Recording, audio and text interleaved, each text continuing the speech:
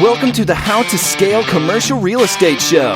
Whether you are an active or passive investor, we'll teach you how to scale your real estate investing business into something big.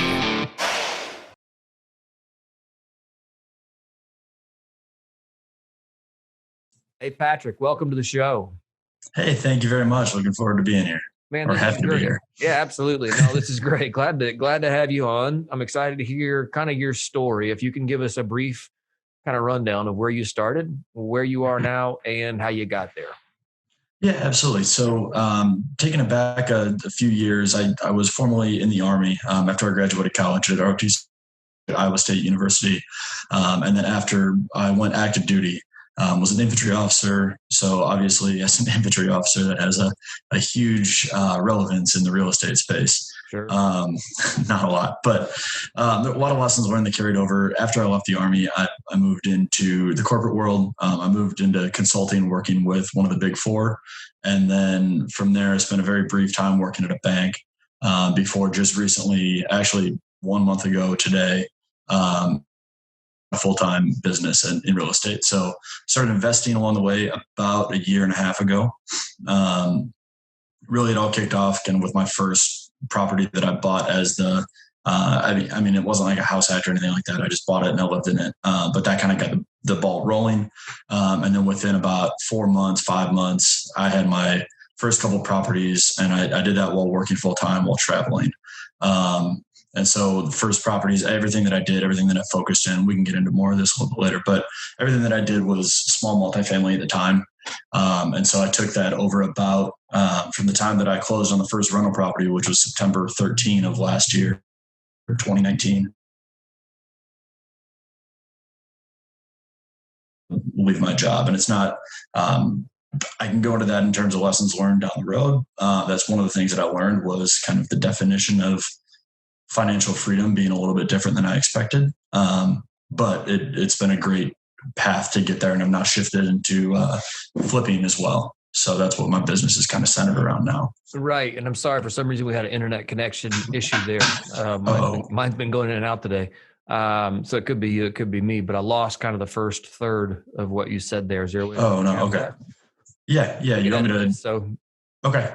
You want me to go back to kind of start from the beginning of it? Where did it cut off? I can't even say that I know, because it froze and then came right back. So maybe, Okay. just you got out of the military, you were working for the big four, and then it kind of died out. Okay. All right. I'll pick up from the big four. All right.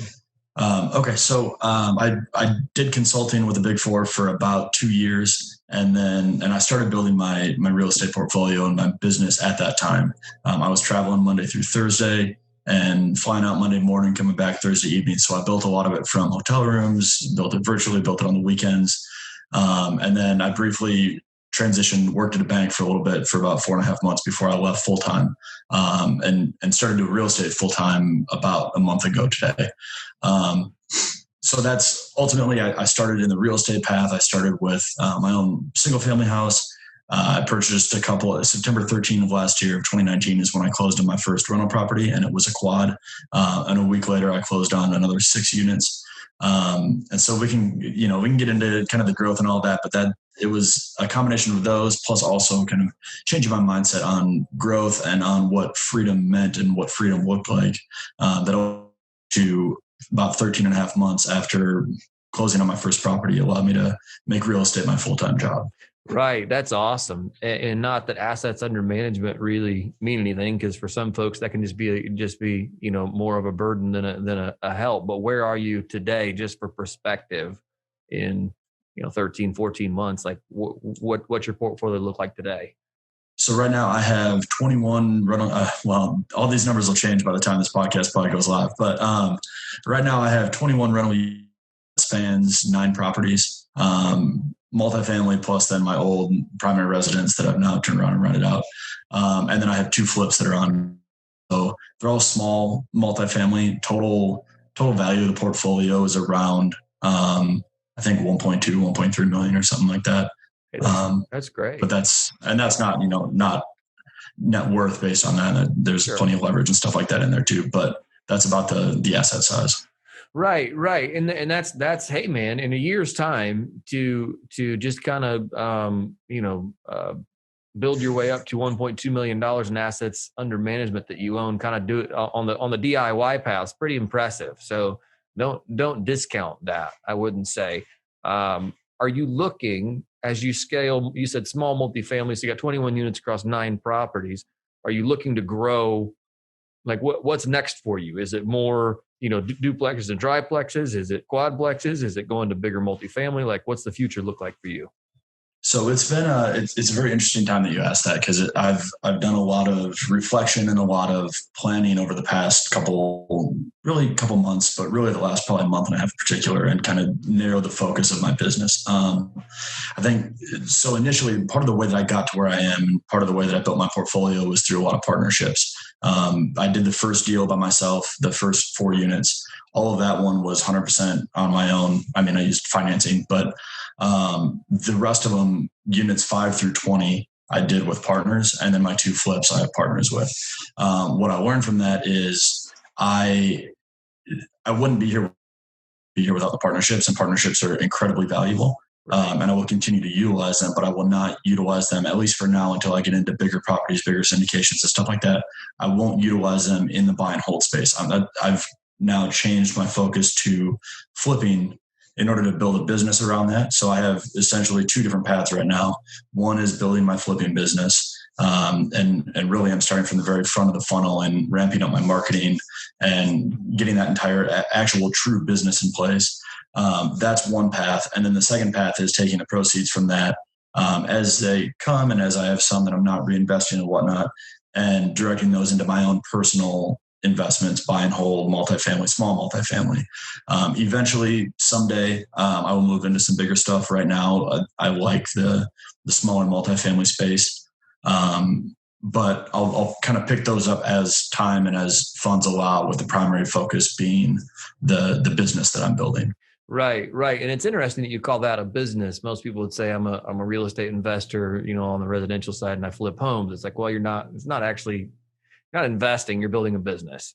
So, that's very different than you investing in, income producing properties. So yeah, that's been one of the biggest realizations and lessons of my business so far is, I think you hear a lot, and when people are getting started or when people are talking, whether it's gurus or podcasts or whatever it is, you hear people talking about treating your business like a business versus treating it like a hobby. I think there's a couple of key points to understand, one of which is real estate. If you're truly building it and you want it to be a business, it operates just like any other business. You need to have marketing, you need to have CRM, you need to have sales, have the back end processes with financing, with logistics, all those types of things. All of that stuff has to come together. When you're flipping or when you're rehabbing, there's inventory management. They're all of the core principles of a business are there. And then there's kind of the breaking point for me, or one of the big epiphanies that I had, was that there's a spectrum. And so you've got where everybody sees there's treating it like a hobby and treating it like a business. I think there's an in between. I'm sorry, I just said my connection was unstable. Did it cut out again? It's not bad. I think we can make it work. There's a couple words missing, but that'll get edited out, and your sentences will come together whole. So okay, all right, I appreciate it. Okay, I appreciate it. I'll go back to where I was. You're fine. That spectrum is, on one side, you have treating your business like a hobby. And that's where everybody starts for the most part. You're doing it on the side. Maybe you're making a couple $100 a month, and you're excited about, buying a new pair of shoes or something like that with the cash flow that you have. Sure. On the other side, it's treating it like a business, where you've got a full scale business going on. You've got employees, you've got however you want to do it. Maybe you have a large portfolio. In between, I think where a lot of people get stuck, and where I got stuck for a little while, was you're thinking about it like a business, but you're treating it like a hobby. So right. I'm spending a lot of time thinking about real estate. I'm spending a lot of time thinking about how I'm going to build it and planning and doing all that kind of stuff. But what I'm not doing is putting in the systems and doing the things that businesses do. And I'm not identifying that there's a difference between marketing and the different acquisition paths and managing my inventory, all those things that I was talking about. When you kind of bring those together and you both think about it like a business, but you also then treat it like a business, I think that's when it can really really come to life for you. Right, right. And so, obviously I think probably your military background kind of helps you, systemize or systematize. I'm not sure what the right word is, but Yeah. what you're doing. Have you seen any of that translate over? I have. I think there are a number of things, and I think it's some of it that for any of the veterans that are listening, I think it's stuff that you can easily take for granted. There are things that on a daily basis, whether you're, dealing with the latest change that came down and everything you've been working on for the past 2 weeks is now changed, dealing with the stress, dealing with the variability and all that kind of stuff. And then the systems and having the structure and all that kind of thing. I think it really does help, and it you don't necessarily realize it at the time. You don't necessarily think the skills are transferable, but they really do. If you apply them and you think about the training that you have and you think about what you've kind of built your career on, it really does help you if you choose to apply it. Right, right. So outside of the military, who are some sources, or what are some sources that you're using that are really helping you develop those systems? I think a couple of big things. I do a lot of just learning in general, whether it's podcasts, I read a lot of books. I think those are the two biggest ones that I spend a lot of time just actively learning. And then the second piece to it is accountability and having a network and having a group. So I started, even before I bought my first investment property, I started up both a meetup as well as a group here of investors in the area. And we, threw together people on the group me chat and find people that were on bigger pockets, and, they were in the Charlotte area. And so I'd start talking to them, really compiled everybody. And now we've got a group of about 150 local investors, and not everybody's active. There's some that are, some that aren't, but having that core group of people, or having that large group of people, has led to a core group of people that I talk to on a daily basis, or I talk to on a weekly basis. And so everything is mine. Real estate is mine. My business, mine. The conversations that I'm having on a regular basis are about these types of things. They're about the systems that they're putting in place, that I'm putting in place, the challenges we're having. And all of that really helps keep the business continually progressing forward. And I think that kind of thing applies whether it's, commercial real estate, residential real estate, whether you've got one person or whether you've got a business of 50 people. It's very important. What do you say to somebody? Like, I think the one is very courageous of you to say, "Hey, I'm going to start a real estate meetup, and I've owned exactly zero pieces of real estate." So, what do you say to somebody, who has that kind of, I'm going to call it fear, because it's what it is. Like, hey, I don't want to step out because, I'm the new kid on the block. Like, I don't know. Like, what do I have to offer? So how did you overcome that again? I think you just gave us the keys to that, but you worked around that. You had a workaround from it. So what was that? I think it was, for me, and it cut out just a little bit there for a second. I think I can see everything now. We're good. Okay. I think that one of the biggest things that you have to realize is that someone recently said and made a very good point that with a lot of real estate, there's, at least as a starting point, there's kind of a low barrier to entry. A lot of it, you can essentially accelerate past the herd if you take action. I think kind of the wake up call for me was when I got my first property under contract, my first rental property under contract. I went to a meetup that day, and I'd gone to very few. I think it was only the second that I'd been to, because they were always, I was traveling Monday through Thursday, and they were always during the week.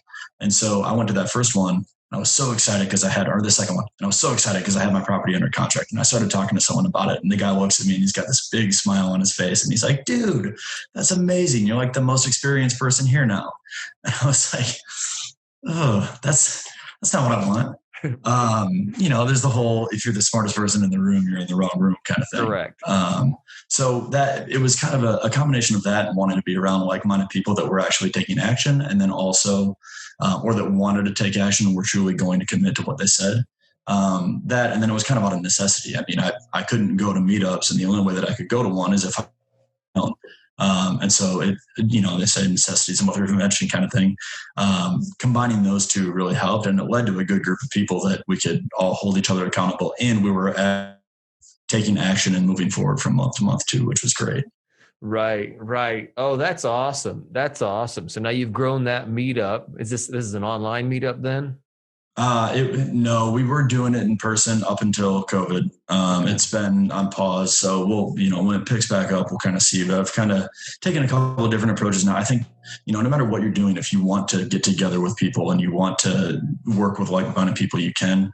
I'm very active on Instagram and trying to communicate with people and network with people and share lessons learned and all that kind of stuff. And in the process, starting up an online accountability group that way too, through Zoom calls and that kind of thing. So it's the meetup. I'm looking forward to picking that back up when we can get back together again. But there's always ways to network and get together. Right. So it sounds like building your network has really been one of the keys to your success. Absolutely. Yeah. I would. Yeah, that's how I got, what I mentioned before. I started my business with the first, 16 out of 20 units were built through partners. And one of those deals, it was actually the commercial one that was 3 duplexes. The equity from that deal, from the value out of that deal, is what's funding all of my flips now. I have a line of credit that's funding my flips. And that was from a partner. And so networking, I would be working a 9-to-5 job and I wouldn't be talking to you right now if it weren't for networking and the power of it.